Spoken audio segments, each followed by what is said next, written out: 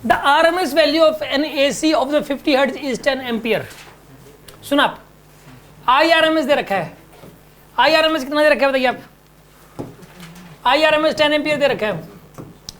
तो peak value निकाल लो, क्योंकि पीक वैल्यू की जरूरत पड़ सकती है, और IRMS से पीक निकालना बहुत आसान है। आई पीक कितना हो जाएगा 10√2, कितना हो जाएगा यहाँ पे 10√2 हो जाएगा।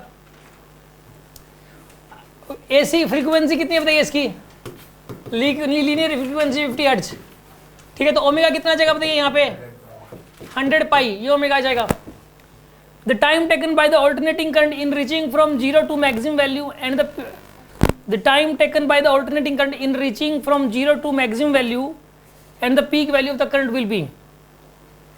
यार 0 से लेके मैक्सिमम वैल्यू तक पहुंचने में कितना टाइम लगेगा इसको, करंट को। एक काम करो, पहले टाइम पीरियड निकाल लो आप उसका। पहले तो ना फ्रीक्वेंसी तो पता ही हमें, टाइम पीरियड होता है 1/न्यू। टाइम पीरियड क्या होता है बताइए 1/न्यू, यानी कि 1/50। यार एक साइकिल कंप्लीट होने में 1/50 सेकंड्स लगेंगे। एक साइकिल कंप्लीट करने में, अब देखो 0 से, अब देखो वैल्यू क्या होती है इसका, ग्राफ ऐसा होता है।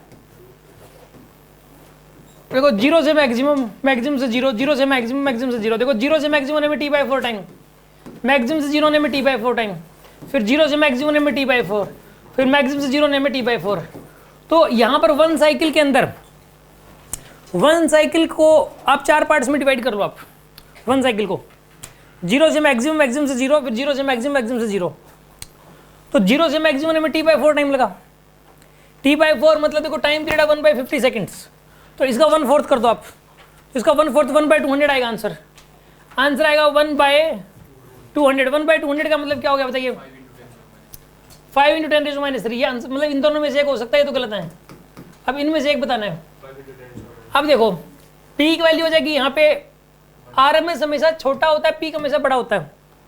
RMS से पीक बनाना है, देखो ऐसे याद रखा करो, जो 220 वोल्टेज आती है क्या है यहाँ पे RMS वैल्यू, पीक वैल्यू है 311। 220 को √2 से मल्टीप्लाई करने से आया है, तो आप याद रखिए RMS को √2 से मल्टीप्लाई कर तो पीक आ जाएगा, तो 10√2, तो 14.14 आएगा यहाँ पे। तो डी ऑप्शन इज करेक्ट, और ये वाला गलत हो जाएगा, सी वाला, सी गलत हो जाएगा, A B C तीनों गलत है। क्योंकि IP क्या होता है, IRMS मल्टीप्लाई बाय √2। IRMS दे रखा था इसने, IRMS कितना दे रखा है 10 एम्पियर।